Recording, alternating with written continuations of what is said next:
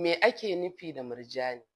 Murjani kalma ce ta Larabci wacce Hausawa suka ara daga wajen Larabawa. Larabawa suna cewa murjan, Hausawa kuma suna cewa murjani. Murjani dutse ne da matan Hausawa suke kwalliya da shi wajen ƙawata kwalliyarsu. A cikin kwalliyar Hausawa ta gargajiya akwai kayayyakin da ake cewa kayan ƙyalli. Duk abin da za a sa a wuya ko a kunne ko a hannu, murjani yana ɗaya daga cikinsu. Dutse ne ja kuma mai ɗan tsayi wanda ake shirya shi, wadda a da sai isasshiya 'yar sarauta ko 'ya'yan masu kuɗi ne suke amfani da shi. Sannan kuma akwai gajeren, dogon shine murjani, gajeren kuma ana ce masa kukurba.